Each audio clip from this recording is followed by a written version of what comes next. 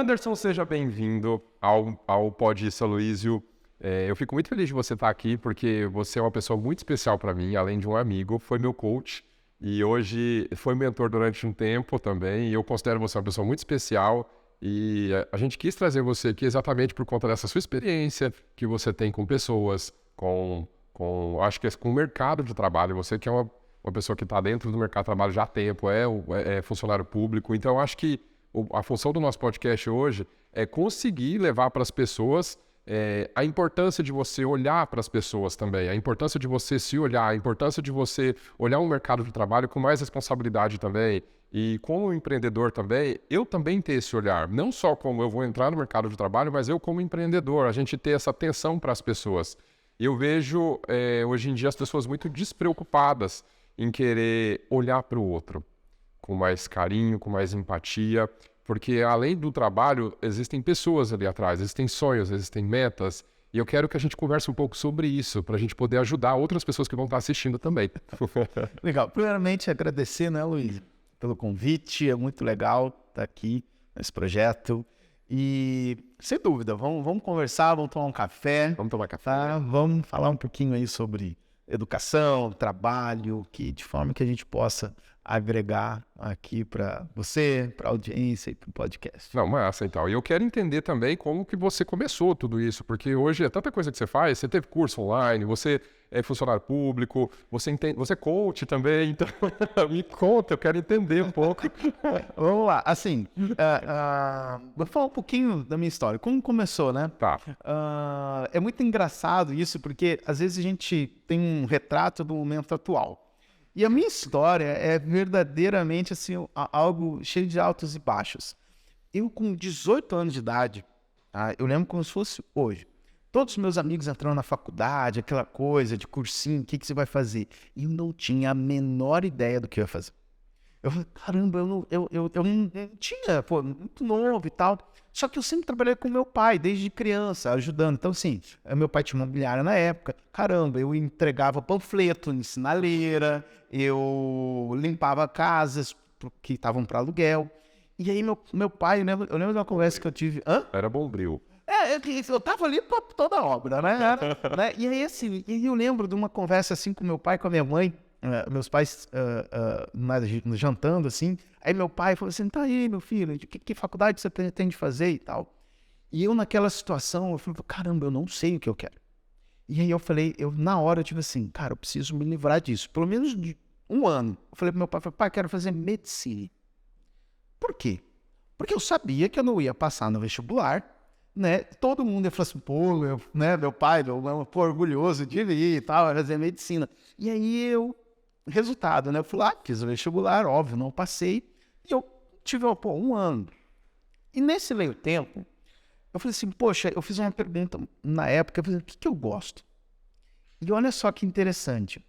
Talvez por influência, né, lá da década de 80, enfim, não sei, mas eu me amarro. Até hoje eu gosto, não tanto, mas assim, em aviões. E aí eu disse, pai, eu quero ser piloto de avião. Nossa, totalmente diferente de medicina. Não, mas é que eu nunca quis fazer medicina. Eu só queria me livrar da pressão. Entendi. E aí eu fiz curso de piloto privado, tá? Fui para São Paulo, estudei, brevetei, dei aula no aeroclube de navegação aérea, tá? E aí, olha só que interessante, como que a gente não tem. E aí, na época, tá? Isso, 2000, por volta ali de 1999, 2000, enfim. Eu falei pro meu pai, é isso aí. Eu quero ir para Porto Alegre, no Rio Grande do Sul, fazer faculdade de aviação, ciências aeronáuticas, na PUC do Rio Grande do Sul, que na época tinha um convênio com a Varig, tá? Beleza. Olha só como são as coisas. E aí, eu me planejei, 2001, eu fui para Porto Alegre. Em 11 de setembro de 2001. Sei. Lembra dessa data? 11 de setembro de 2001. Foi das Torres Gêmeas? Dia dos atentados. Dia dos atentados, eu cheguei em Porto Alegre, tá? Aí aluguei um apartamento, tudo. Por quê? Porque eu ia prestar o vestibular no final do ano para ciências aeronáuticas. E olha só que interessante. Essa data ela é importante porque ali começou uma crise, não estou dizendo que tenha relação com as Torres Gêmeas, né? Mas ali começou uma crise na aviação, em especial com a Varig, Sei. tá? E aí a Varig, ali por volta do final de 2001, a Varig rompeu o convênio com a PUC, então a Varig decretou falência, aquele monte de piloto no mercado e tal, e a gente sempre conversei muito com o pessoal da minha turma, falei, pai, não dá para eu fazer ciências aeronáuticas, a faculdade é cara, e eu possivelmente vou ficar O desempregado. mercado tá falido, né? Tá falido, então assim, tem muita gente qualificada no mercado. Sim. E aí meu pai falou assim, poxa, meu filho, então, já tá aí, né? E aí eu falei, poxa, eu já tava lá com um apartamento, né? Tudo, eu falei assim, aí aquela ideia. Meu pai, assim, e aí, o que você vai fazer? Pô, eu falei assim, cara, vou fazer direito, né? Quem nunca escutou isso? É um leque de oportunidades, né? E eu fiz direito, tá? E aí, bom, fiz direito durante a faculdade, trabalhei em vários locais e tal. E aí tem uma situação assim, como que eu entrei efetivamente? Depois de formado, eu acho que essa é a grande sacada. Eu me formei em julho de 2007, tá? Eu peguei. E aí eu comecei, tem aquela fase do exame da ordem, tudo. Eu me formei, olha só que interessante, eu me formei num final de semana, no outro final de semana era a prova da OAB. E aí eu não tinha estudado. Aí eu falei assim, bom, o que eu preciso fazer para ir bem na prova? E aí durante essa semana eu estudei de forma insana, 10, 12 horas por dia. E foi ali que nasceu hoje o que é o meu curso de mentoria, para concursos e provas, enfim. E ali eu fiz a prova. Foi aquele momento que Foi naquele momento onde eu falei assim, eu preciso ser muito eficiente. desenvolveu um método. Um método, exatamente, aonde que eu estudei a prova, entendi o perfil ideológico, o que ela quer. Então, poxa, eu preciso pensar como advogado. Então, todas as soluções do caso devem ser pró-cliente. E eu fui entendendo. Enfim, resumindo, a prova eram 100 questões na época, acertei 78. Olha. Bom, legal. Aí eu falei assim, agora, né, eu preciso arrumar emprego, já estou aqui nessa situação. E tinha um escritório, talvez hoje um dos maiores do país, tá? Do Rio Grande do Sul, tenho certeza que está entre os 3 maiores. Na época eles estavam em expansão e contratando. Mandei meu currículo, e essa história aqui é muito divertida. Porque assim, eu mandei meu currículo, aí eles faziam um teste, assim, falaram, ok, passou pela triagem, né? Eles estavam contratando advogados recém-formados mesmo. Sim. E eu fui, aí eles faziam uma entrevista com uma psicóloga para depois ir para entrevista com o escritório mesmo, tá? Bom, aí eu fui na psicóloga, fiz aqueles testes, tudo, só que a psicóloga não perguntava sobre o meu conhecimento técnico. Ela analisava O emocional. o emocional e o perfil. Então, aonde você se adequa. E aqui é muito interessante, porque olha só, eu não tinha conhecimento técnico. E ali o primeiro filtro não era o meu conhecimento técnico. O primeiro filtro era a forma como eu pensava, como eu agia e como eu via as coisas. Então ali, depois eu descobri, né? Depois eu passei um bom tempo no escritório, já chego lá, mas assim, ali depois eu descobri o que era avaliado. Ali era avaliado a sua capacidade de iniciativa, sua proatividade, organização, sua visão de futuro. O que você espera da vida? Então assim, o que você quer? E mais, a sua história. O que te fez chegar ali, né? E, poxa, quando eu falei, olha só, pô, não, eu vim pra cá, tô sozinho, morei de favor, caramba, isso, o que tinha ali? Resiliência. Bom, aí tá, aí passou, foi pro teste, foi pra entrevista com um dos diretores do escritório. E esse dia foi muito legal, porque, e aqui eu falo a capacidade que você tem de se conhecer, olha pra si. Aí eu cheguei pra entrevista e ele não achava meu currículo. Olha só, ele não achava meu currículo. E a avaliação da psicóloga ele tinha no e-mail. Mas ele não tinha meu conhecimento técnico. Ele não sabia o que eu sabia ou o que eu já tinha trabalhado. E ele falou assim, me fala da sua experiência. Cara, não tem coisa para deixar alguém mais com as pernas bambas do que alguém falar assim, me fala sobre você. Quem é você? Isso é verdade. Toda vez que eu entrevisto alguém, a pessoa tem dificuldade de falar quem ela é. Quem é você? Fica branca. Ela Então, assim, a gente tá acostumado a comparar, né? E aí ele falou assim, bem, eu coloquei, olha, né? Eu falei um pouquinho da minha história e eu falei, quem eu era? Então, assim, quem eu era? Cara, eu sou alguém que tem sangue nos olhos, não usei essa expressão, lógico, mas é alguém que faz, cara, eu tenho objetivos, eu tenho metas, entendeu? Eu quero aprender. Eu acho que essa é a frase. Eu falei para ele assim, eu estou disposto a aprender. Cara, eu passei por 5 anos de faculdade. Eu tenho conhecimento técnico. Eu tenho, mas eu não tenho experiência. E eu quero uma oportunidade de colocar isso em prova.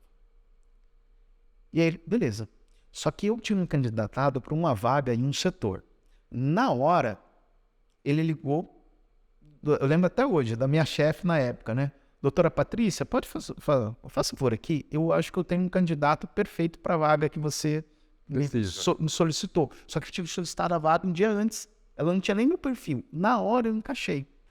E aí veio, a pessoa falou, você sabe isso tudo. E aí, o que foi determinante nesse momento para entrar? E aqui, Aloysio, eu acredito que seja entrar no mercado de trabalho, para você ter destaque, para você ser alguém diferenciado, é exatamente hoje, olhando para trás, eu vejo o que me fez diferença. A minha experiência. Por quê? Porque eu fiz estágio, lá na época era na TVE, no jurídico da TV educativa. Eu fiz estágio na Caixa Econômica.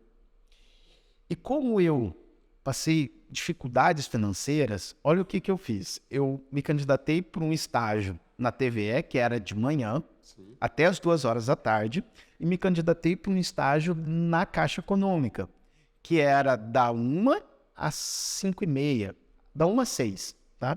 Chocava os horários. E aí, o que eu fiz? Eu entrei na TVE, cheguei para o meu chefe na época, eu falei, olha, a minha situação é essa, tá? Eu sei que o horário aqui é às 8, eu vou chegar às 7. Tá? 1 hora antes. 1 hora antes. Tu me libera 12h30 para eu poder pegar um ônibus e ir para o outro estádio, chegar lá 1. Aí ele falou, beleza, ok, sem problemas. E ali, só que pela lei, agora tem lei de estágio, na época eu não lembro se tinha, enfim, mas eu sei que era proibido eu ter 2 estágios, eu não podia fazer 2 estágios. Mas eu fazia. Por quê? Porque ali me deu o quê? Gabarito para mexer com um sistema de controle processual, me deu gabarito. Deu experiência, né? Exato, e mais, para lidar com as pessoas, para eu saber conversar. Tá? Quando alguém chegar para mim assim, olha, preciso interpor um recurso, olha, precisamos protocolar tal coisa. Então, veja, isso a faculdade não te ensina. Só experiência. Mas voltando à entrevista. Aí, a parte mais legal da entrevista foi o seguinte, ó.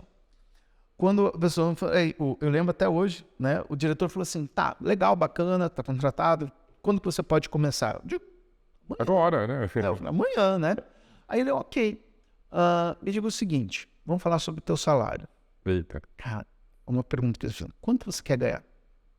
Na hora eu gelei, falei, gente, só para você ter uma ideia, eu fiquei imaginando assim, caramba, se eu ganhar R$1.000, na época, isso 2007, pô, era uma grana legal.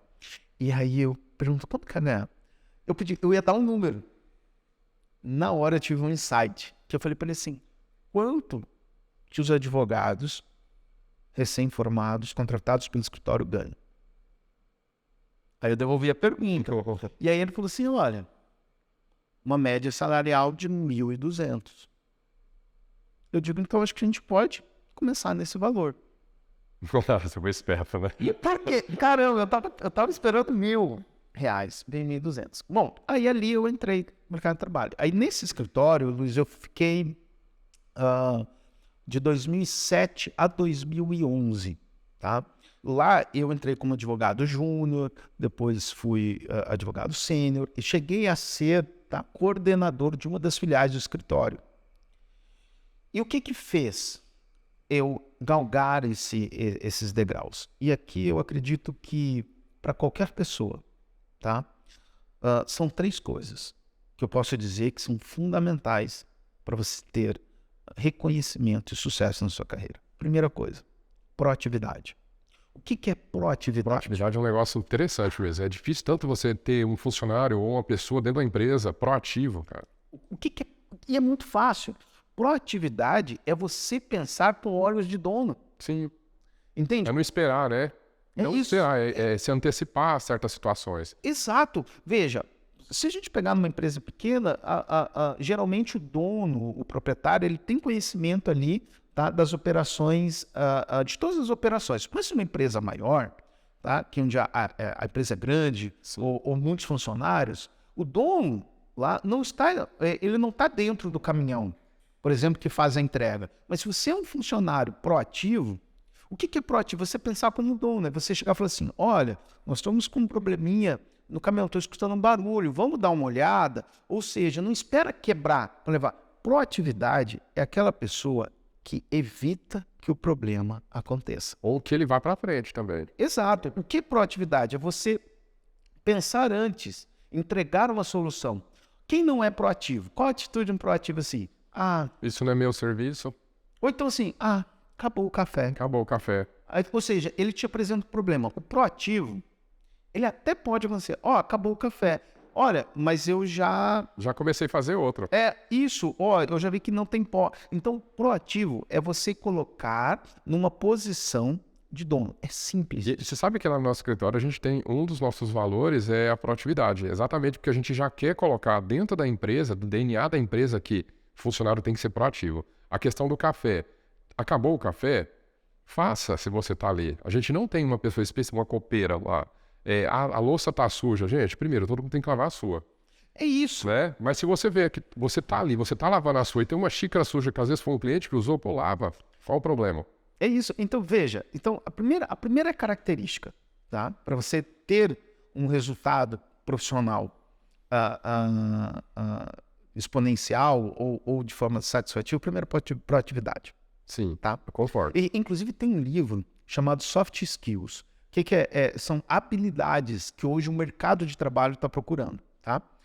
Primeiro, então, nós temos proatividade. A segunda, relações interpessoais. Cara, não adianta você ser muito bom no que faz, ser proativo pra caramba, e ser uma pessoa insuportável de conviver. Isso é. Entendeu? A pessoa chata. Sabe aquela pessoa assim, bom dia. Bom dia. Bom dia. Cara, se você não tem relações interpessoais e não tem nada a ver, porque esse é o tipo da pessoa. É o perfil não, da cara, pessoa. perfil. Não tem nada a ver com isso, tá? Tem a ver com visão de mundo. Então, se você é uma pessoa assim, amarga, azeda, sem graça, e geralmente esse cara ele se acha melhor que os outros. Uhum. Então, assim, ele se coloca numa posição de Isso não tem a superioridade. ver com o perfil. Isso agora, a gente até começou a mapear isso lá, porque lá no escritório, a gente começou a contratar as pessoas em cima de perfil também, óbvio, né? Porque cada perfil vai estar encaixado dentro de uma área específica. Mas tem gente, por exemplo, a Isa é influente, né? Você consegue ver, ela chega lá no escritório, bom dia! Mas tem gente a gente tem outros influentes lá que são extremamente arrogantes. É que assim, não confunda. Não confunda. Não tô dizendo que você tem que ser alguém assim, sorridente. Cara, não, a gente tem isso. Mas assim, mas que não precisa ser o ignorante, você não precisa ser grosseiro. Sim. Entende? Então, assim, bom dia, bom dia. Eu não sou uma pessoa, apesar de ser comunicativo, mas eu não sou uma pessoa que chega aí, galera, tudo bem? Não, bom dia, bom dia, bom dia. O que eu digo tem que ser... Você é assim, você é super simpático. Você chega no lugar, você conversa com todo mundo. Ok, mas veja, isso foi uma habilidade que eu tive que desenvolver. Durante os anos, né? Exato. Entende? Por quê? Porque minha mãe, lembra, minha mãe falava assim, não fale com estranhos. Tá. Então deu uma memória afetiva lá. Não, e aí assim, eu fui crescendo assim, pô, tu é estranho, eu não sei até onde eu tenho que falar, entende? Então, e parece bobagem isso, mas aí a gente vem e percebe assim, então, isso foi uma habilidade que eu desenvolvi, por isso que eu tô dizendo, na experiência, aonde? No escritório. Uhum. Por quê? Porque eu tinha que falar, olha só, eu tinha que ir pra audiência, eu tinha que falar com as testemunhas, eu tinha que falar com o juiz, eu tinha que perguntar para outra parte. Então, se eu fosse alguém fechado, Introvertido? exato, eu não ia poder desempenhar o meu trabalho. Tá certo. Então assim, habilidades interpessoais, relacionamento. Cara, tu não precisa ir na festinha do escritório, tu não precisa participar da festa então é fechado? Não. Só que se alguém te fala, você trata bem. Então, assim, é ter capacidades interpessoais, é empatia, se colocar no lugar do outro. Que é uma Isso, questão difícil hoje, cara, né? vendas. Todo mundo vende, Aloysio. O médico vende, o engenheiro vende. Cara, todo A gente mundo tá se vende. vendendo o tempo todo. Então, assim, como que as pessoas técnicas, livros, qual a melhor técnica de vendas que existe? Se coloca no lugar do outro. Poxa, a pessoa está comprando uma casa. Não, o que faz sentido para você na casa? O que você valoriza? O que é bom? Pergunte, tá? Quando você fala assim, cara, o que faz sentido para você? Eu coloco no seu lugar. E quando eu coloco no seu lugar, eu consigo ver a situação com os seus olhos. E aí eu não te vendo. eu te mostro. E você escolhe. Então, é essa coisa. Então, assim, a primeira coisa, nós temos proatividade. A segunda, relações interpessoais. E a terceira, conhecimento. Conhecimento. Tá? Não venha você achar... Sabe aquela coisa, seja o mais burro da mesa, sabe? Isso aí serve para networking. Eu conecto com pessoas que sabem mais do que eu. Eu tenho isso também. Tá ok, mas no seu escritório, na sua empresa, você tem que saber mais que todo mundo. Você que tem que saber mais que todo mundo. E aqui entra uma coisa muito interessante. Hoje nós estamos no momento onde a maioria das pessoas, incluindo em sua grande quantidade os jovens recém-formados, que eles estão confundindo, tá? Instrução com solução. Como assim? Qual é a diferença? Qual a diferença entre instrução e solução? Veja, eu tenho um curso aqui que você vai ficar rico em 30 dias. Tá? Eu tenho um curso aqui que são 10 passos que você vai ter que implementar, cada um deles na sua rotina, para aumentar a sua renda. Qual a diferença? Estou ensinando. Exato. O outro também estou ensinando, mas eu vendo como uma solução. E sabe o que é interessante? Tá? 95%, eu estou falando que esses dados eu levantei, tá? 95% das pessoas que comprarem a solução, que na verdade é uma instrução em formato de solução, ou seja, a pessoa vai ter que estudar, ela vai ter que colocar em prática, 95% não vão fazer o curso, 95% não vão implementar, 95% vão sequer ver 1/3 das aulas. Agora, veja, 55% daqueles que compraram os passos vão fazer. Por quê? Porque eles já sabem que é uma instrução.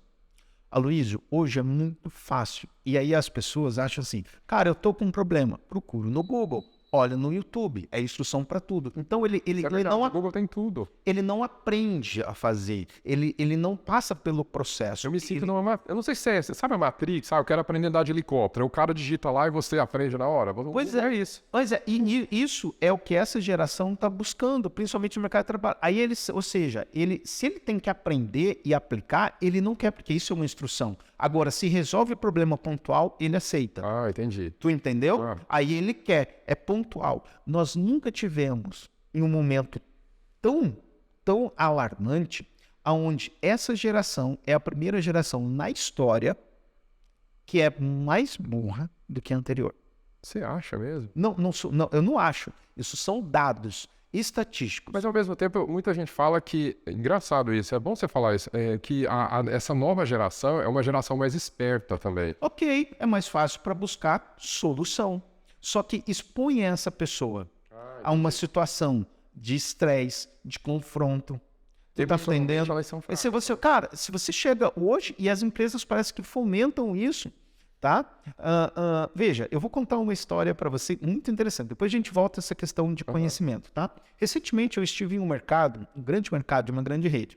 Haviam vários caixas e haviam 3 caixas, aquele de preferenciais.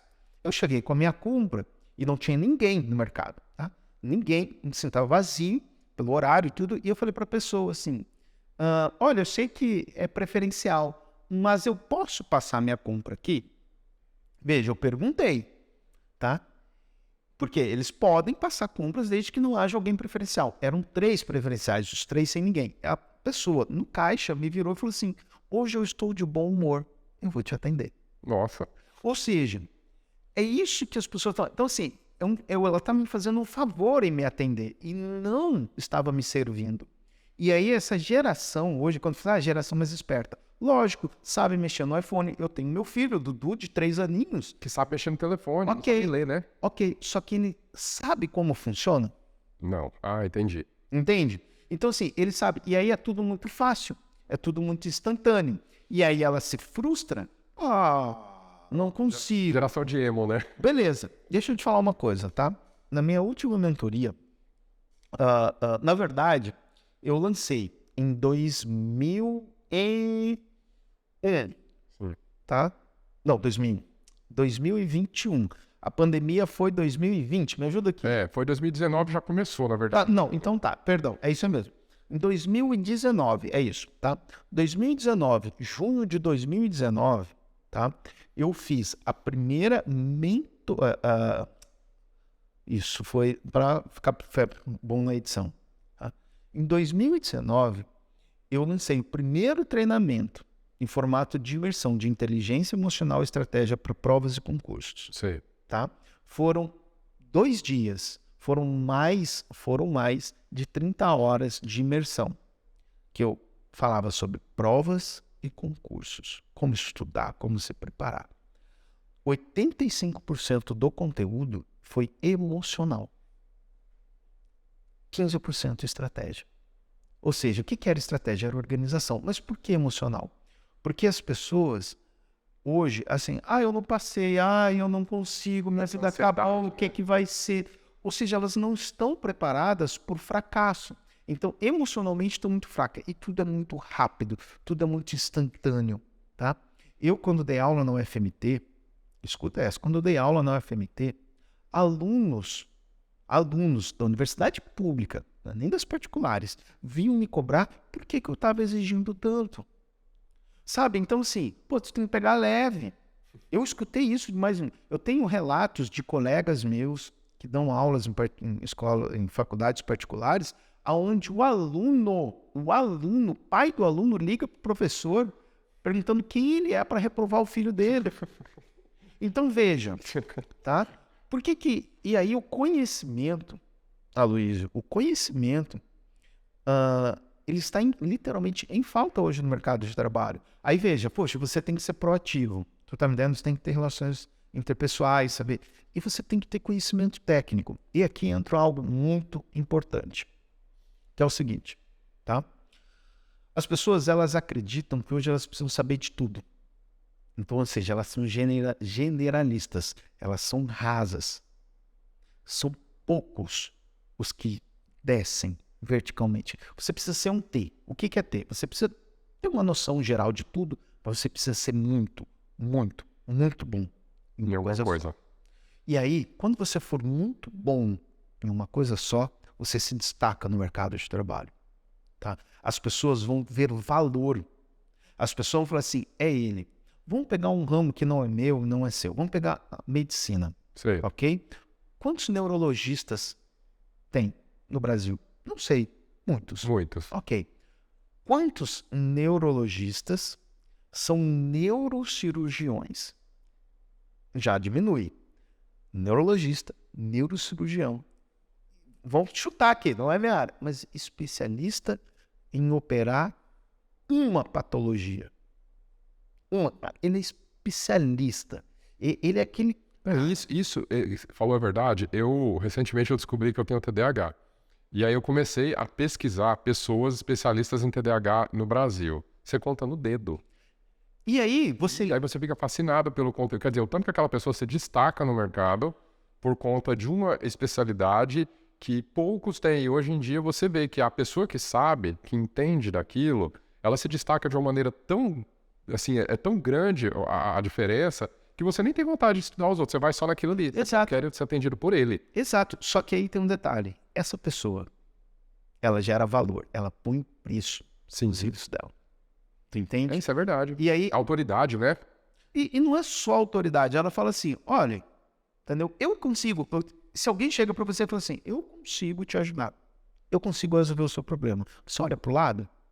Não. Ponto. E aí entra... Por isso que eu tô te falando, conhecimento. Cara, tu tem que descer, tem que ir lá extrair petróleo no teu ramo, no teu nicho. Aí o que acontece?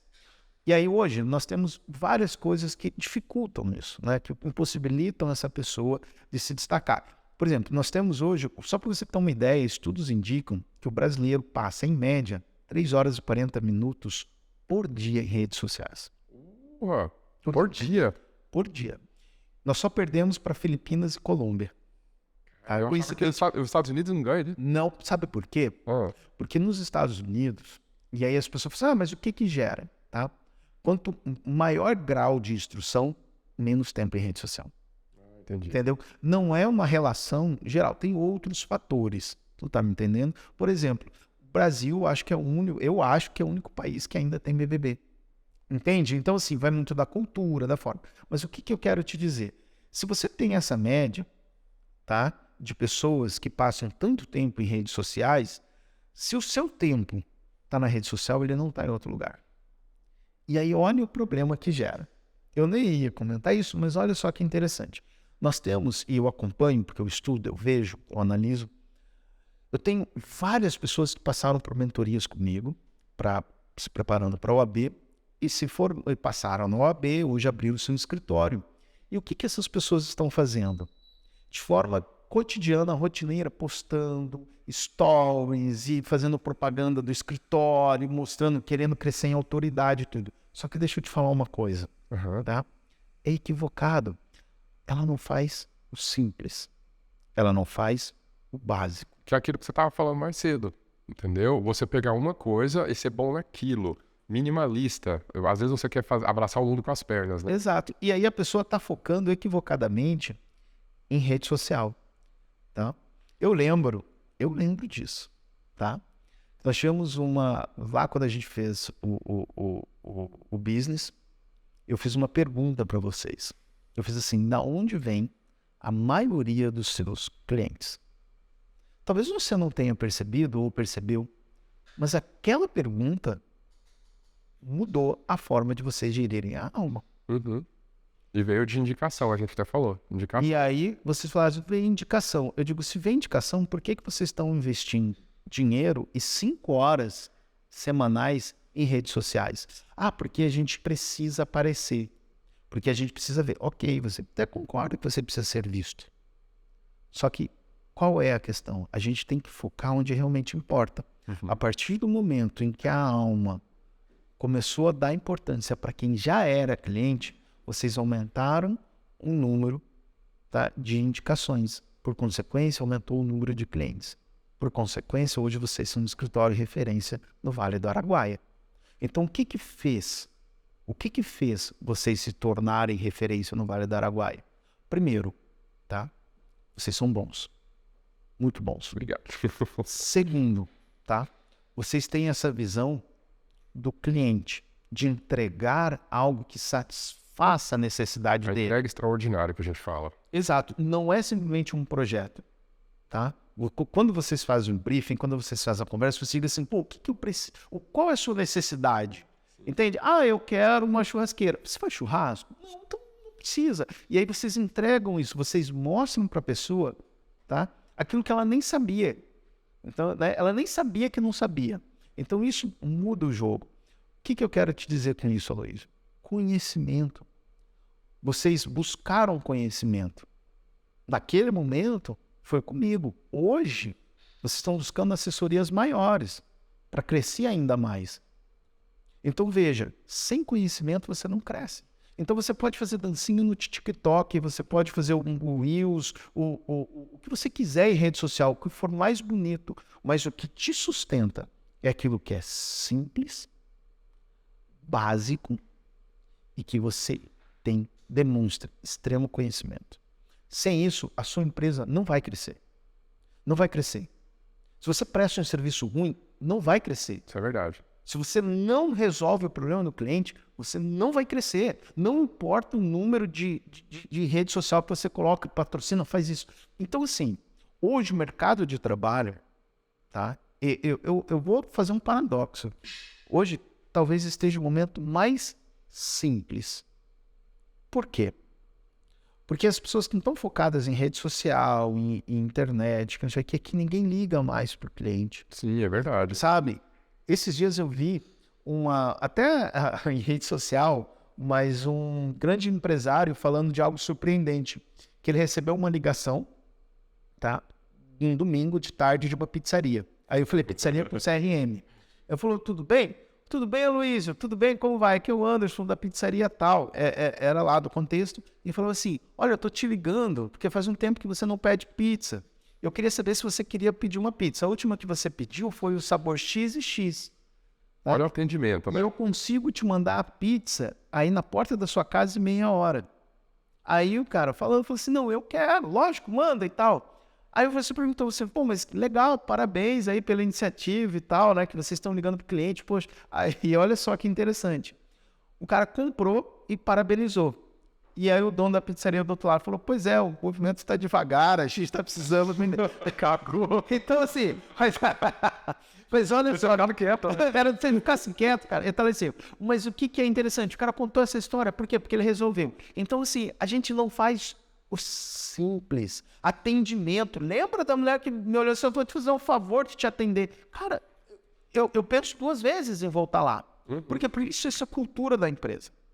A cultura da empresa, a demonstração. Então, vejam, em cima desses 3 elementos, Aloysio, proatividade, tá? Relações interpessoais e conhecimento. Sem esses 3, você vai estar fadado a patinar, seja em qual área for. Anderson, eu queria... Foi ótimo, tá? Ótimo papo aqui. Eu queria entrar já Você falou, eu tinha falado para você mais cedo para a gente trazer um livro. Legal. Que você acha que essas... Porque, assim, o mercado de trabalho é uma coisa que está sempre evoluindo. Eu acho importante você ter falado isso, porque depois que eu me tornei empresário, quero até falar uma coisa que você uma vez falou isso também, e hoje eu me vejo assim. Eu e a Rita, né, minha sócia, eu falo que hoje eu não sou um designer, a Rita... Você não é arquiteta, Rita, nós somos empresários. E engraçado é a gente aceitar isso, né? No mercado de trabalho, a Rita ainda tem um pouco de dificuldade dela falar, qual que é a sua profissão? Ela é arquiteta. Eu falei, você não é arquiteta. Você é empreendedor. Você é empreendedor. Você é empresária. Então, hoje eu me vejo empresário. E a dificuldade maior que eu vejo dos empresários é que, primeiro, a gente não aprende nada do que a gente sabe hoje numa faculdade, numa escola. Eu acho que eu acredito, porque eu não fiz, então eu posso estar falando besteira aqui, que uma faculdade de administração talvez não ensine o que a gente sabe hoje. Pode ensinar, por exemplo, finanças, algumas coisas, claro que ensina, mas muito do que é o que você falou, a experiência do dia a dia, ela vai ensinando a gente a ser empreendedor. E então, assim, eu vejo uma dificuldade muito grande no mercado da pessoa se ver como empreendedor. Ela misturar emoções, aí entra a inteligência emocional, saber contratar do jeito correto, saber olhar para o colaborador de uma maneira onde você valoriza a pessoa como ser humano. É aquilo que você estava falando mais cedo, que quais são os sonhos das pessoas que entram numa empresa? Entendeu? A gente faz muito esse exercício lá no escritório. A pessoa que entra, qual é seu sonho? Quais são os seus objetivos de vida? Ah, ganhar dinheiro. Não, ganhar dinheiro, todo mundo quer ganhar dinheiro. Acho que o dinheiro, igual a gente está falando, o dinheiro é um meio. Né? Então, a pessoa tem que hoje entender que você tem que entender de pessoas, você tem que realmente entrar num lugar para aprender, para estar ali melhor. Todo dia você tem que aprender, você tem que sair. Todo mundo que entra no nosso escritório hoje, ele sai capacitado, ele sai sabendo mais do que ele entrou. Então, é o mínimo que eu ofereço para a pessoa que está ali é conhecimento, porque eu acho que a gente tem que aprender. E ninguém cresce sozinho, a gente precisa das pessoas. E em comunidade a gente cresce mais rápido.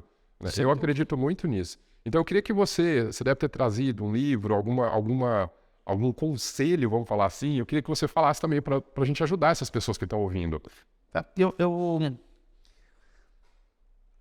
Eu vou compartilhar aqui, tá? São, basicamente, as pessoas falam assim, o que fez você virar algumas chaves, tá?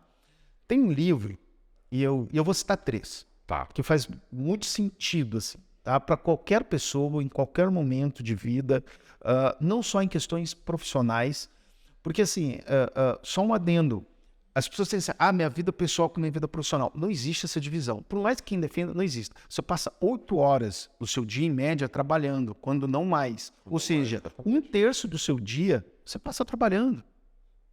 Às vezes você fica mais tempo no trabalho que em casa, né? Exato, então assim, se você não faz aquilo que você gosta, que você admira, que se aquilo não traz resultados pessoais para você, tá? Com certeza você vai, ao longo do tempo, hoje ainda pode estar suportável, pode ter um retorno financeiro legal, só que vai chegar num momento em que você vai começar a pensar, será que vale a pena? Será que aí você começa, será que eu escolhi a profissão certa? Será que faz sentido? Então, para mim, esses 3 livros foram fundamentais. O primeiro livro é um livro da década de 50, tá? Chamado A Mágica de Pensar em Grande.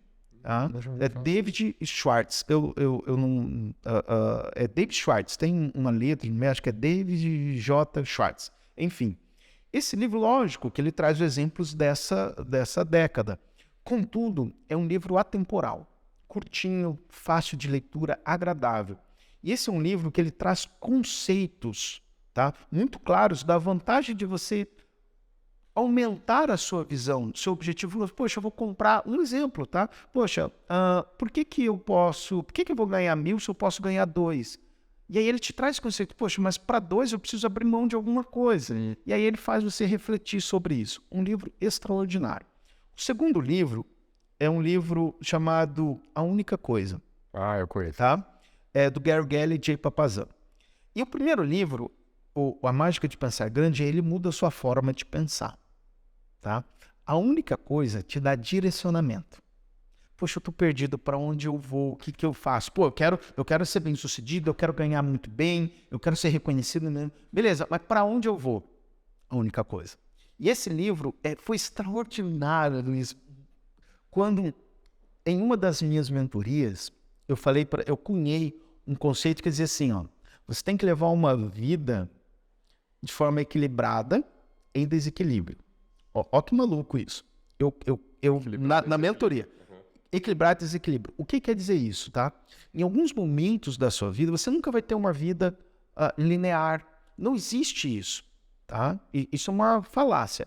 Minha vida... eu preciso ter uma vida equilibrada. Não. Sempre vai haver alguma coisa na sua vida que vai exigir mais atenção naquele momento. Sim. Pode ser a sua saúde, pode ser o seu cônjuge, pode ser a família, pode ser o seu negócio. E naquele momento você vai ter que colocar mais energia. Naquele momento você vai ter que colocar mais tempo. Naquele momento você vai dedicar mais. E isso é muito legal, você ter esse conceito. Por quê? Porque te livra da culpa. Eu não estou passando muito tempo com a família. Caramba, mas meu negócio aqui, ó, eu preciso dar tempo agora. Esse é o momento de eu ganhar dinheiro, esse é o momento de eu construir. Então, eu vou dar o tempo. Agora eu vou para minha família.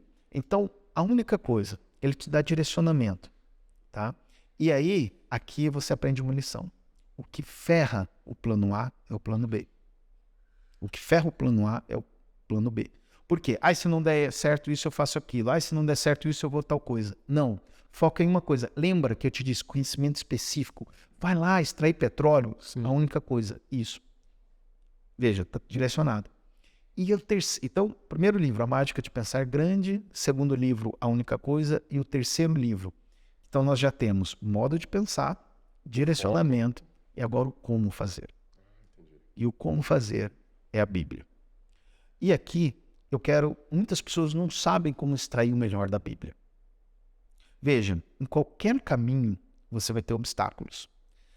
Então vamos lá, vamos supor que você está vivendo um momento de perseguição no seu trabalho. Você extrai a lição da Bíblia. Sabe como? Vai lá no Google e põe assim, ó, lições da Bíblia para lidar com perseguição no trabalho. Legal isso. O Google vai te dar versículos sobre aquilo. Às vezes 10, 15. Pega 3. Pega 3 versículos.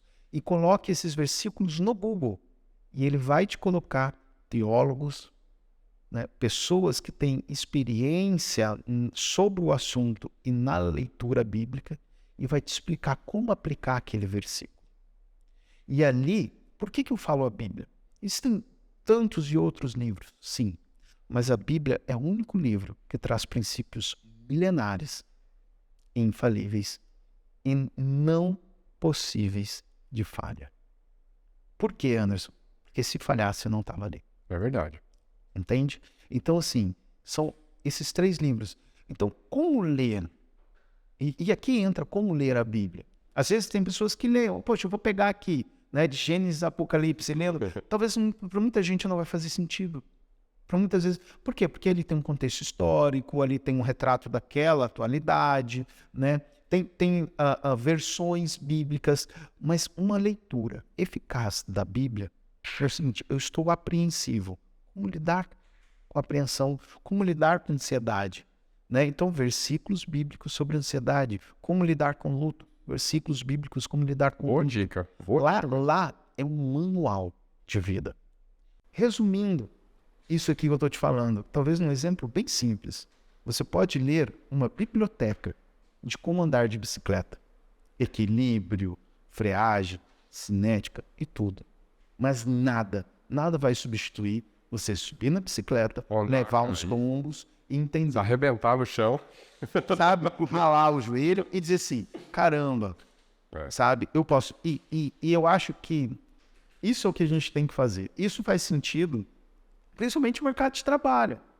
Sabe? Hoje você pode fazer uma faculdade de 5 anos, 10 anos estudando, se aperfeiçoando. Mas se você não for para a prática, para a experiência, não tem como. Eu vou dar um exemplo claro para ti, tá? Isso eu vi, Tá. ok? Nós fomos no hospital e tinha um médico atendendo. Ele tentou aplicar a injeção 3 vezes. 3 vezes ele furou o braço da pessoa e ele não conseguiu achar a veia. O médico? Ok. Aí sabe o que ele fez? Ele chamou uma técnica de enfermagem. Como sabe que é técnica? Está escrito no crachá dela. Tinha uma técnica de enfermagem.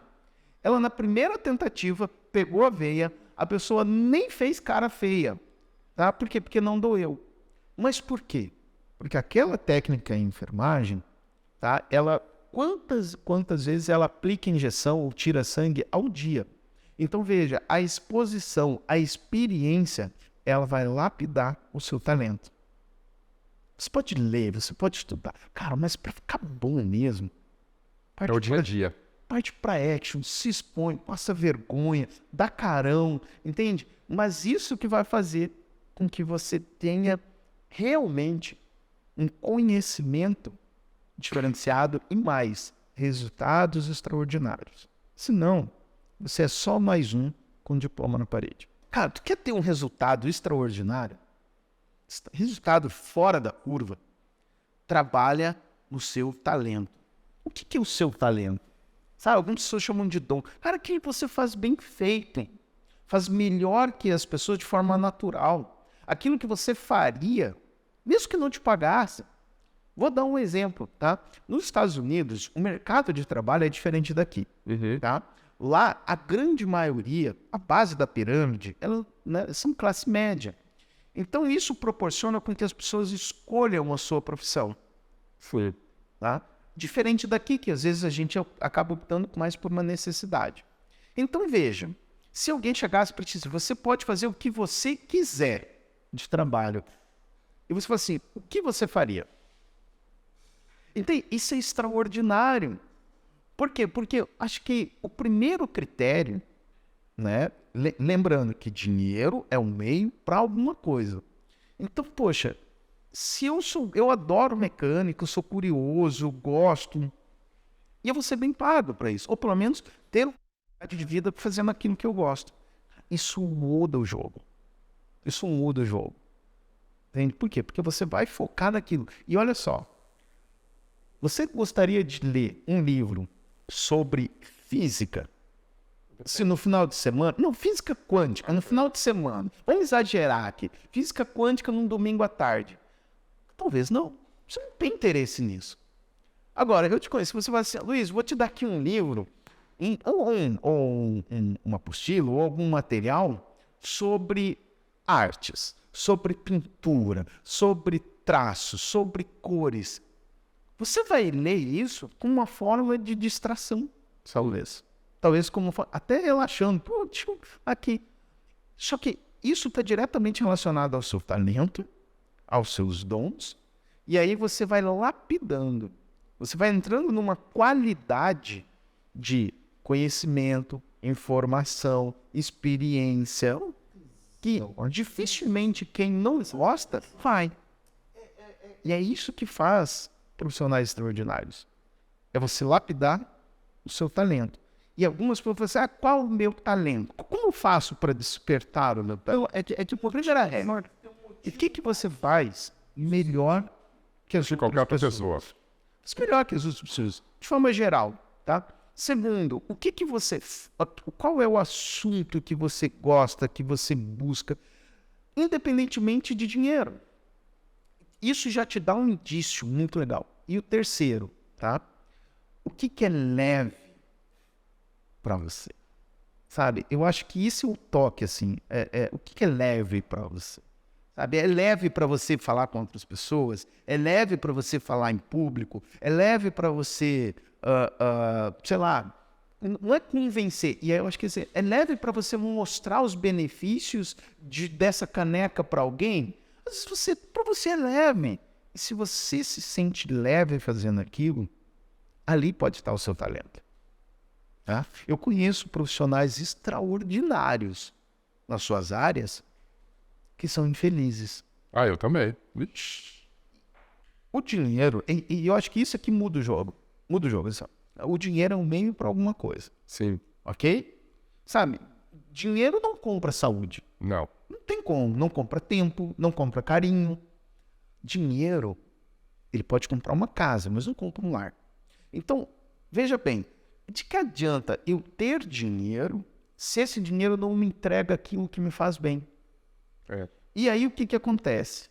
Eu preciso, e aí a gente entra, então eu preciso de mais dinheiro, porque com mais dinheiro eu tenho mais condições de adquirir aquilo que eu busco. Sim. Só que a maioria das coisas, tá, que realmente fazem sentido para nós como seres humanos, a imagem e semelhança de Deus, não está diretamente relacionada a dinheiro.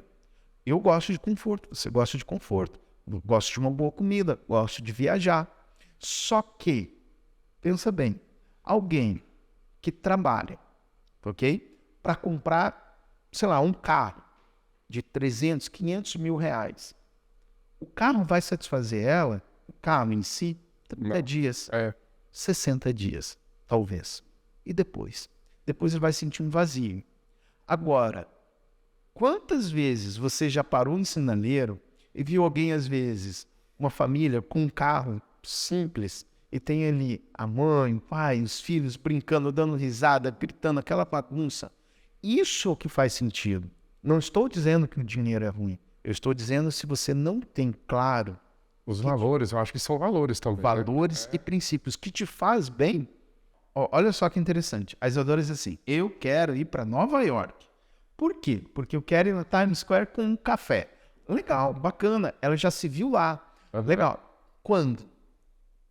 Ou seja, e aí o quando você tira de uma possibilidade, ou seja, de algo que tá, né, não Tá no imaginário. exato, e você tangibiliza, você torna isso concreto. Poxa, eu quero ir até o final de 2025, por exemplo. Pô, legal.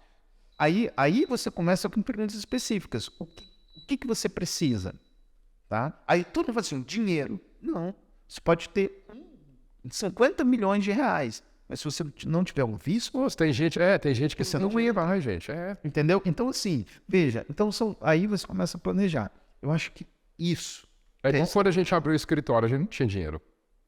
Na real, eu vou te falar uma coisa muito legal. Assim, ó. Começa antes de estar pronto. Começa antes de ter dinheiro. Começa antes de estar confortável. Com o querer, né? Eu quero. Exato. Eu acho que não é só o querer, Aloysio. É muito mais. Porque assim, ó.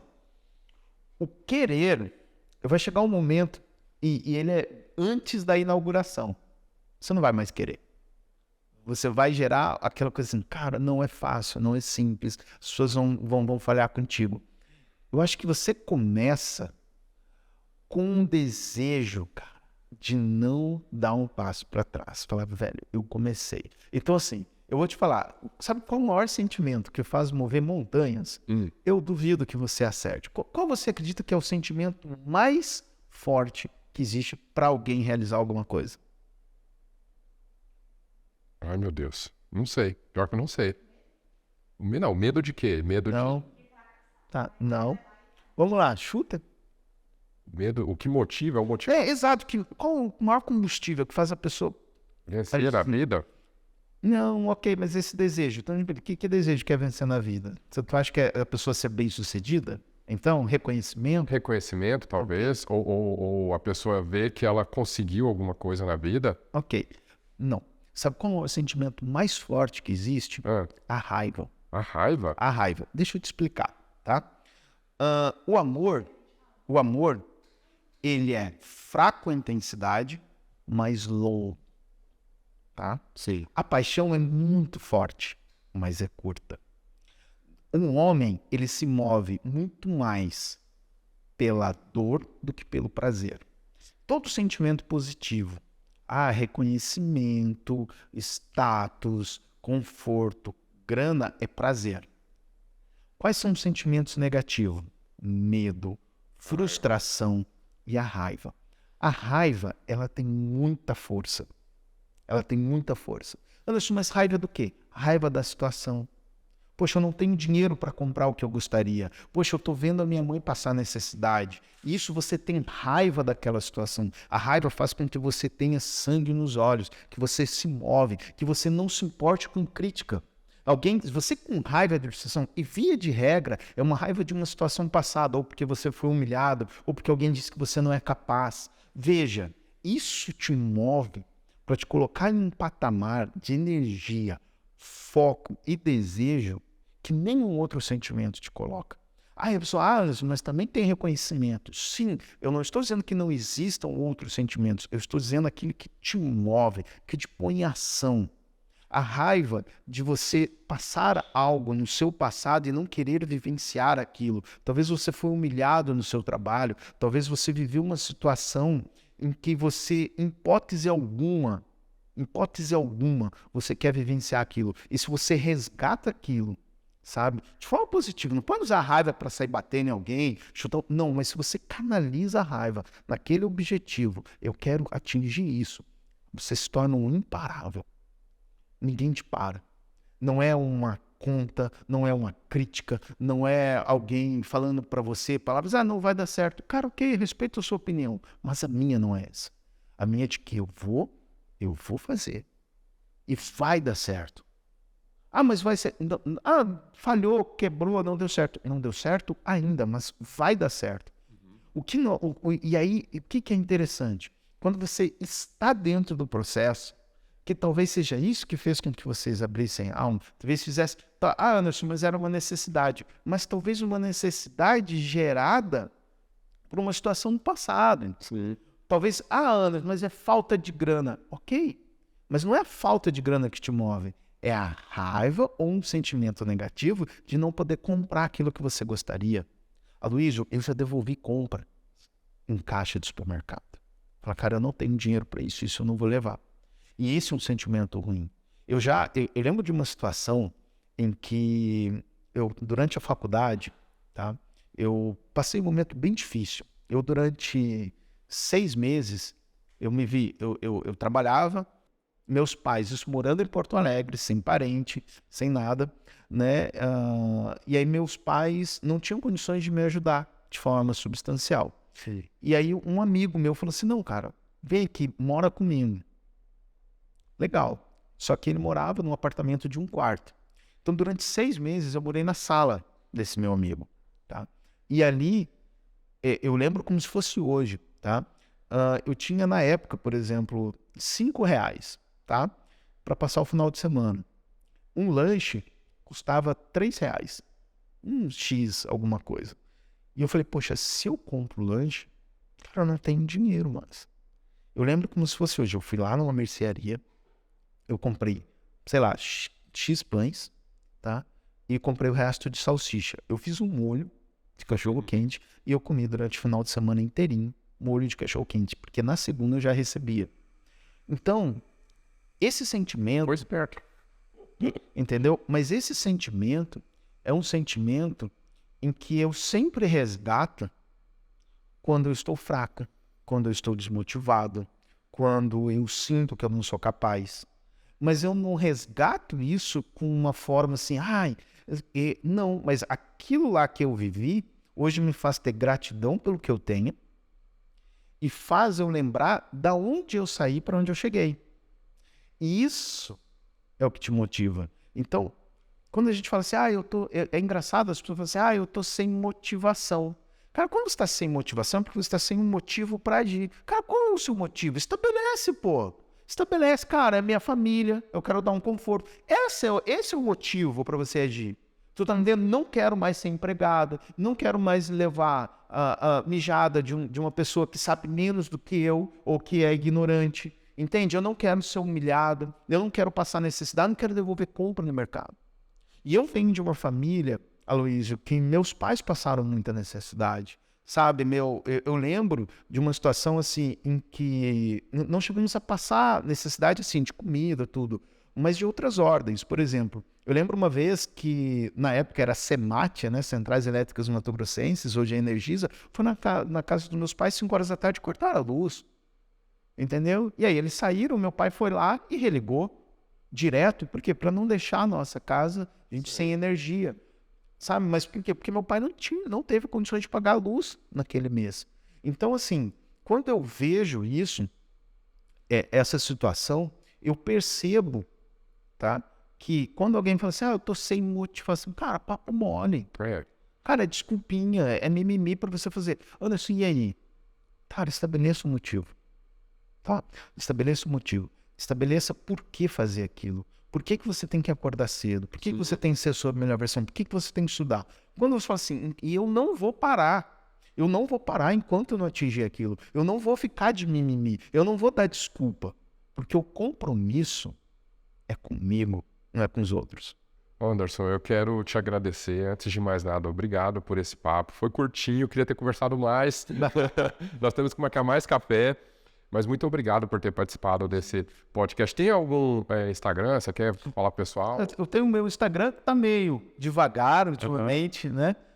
Que é @anderson.andolfo. Já me encontram lá. Então, quem quiser falar com o Anderson, né? Isso, pode mandar falar, né? E se vier alguma pergunta aqui também, Luiz, direciona, vai ser um prazer. Né? Quem quiser mandar pergunta pro Anderson, pode mandar também no nosso Instagram, que é o Pode Isso Aloysio. E aí a gente manda para ele pode até gravar um vídeo, a gente posta lá também, não tem problema. E eu quero agradecer todo mundo que assistiu, espero que vocês tenham gostado desse papo. E muito obrigado mais uma vez, Anderson. Não, prazer. Pessoal também que assistiu, muito obrigado e até o próximo Pode Isso Aloysio. Até o próximo.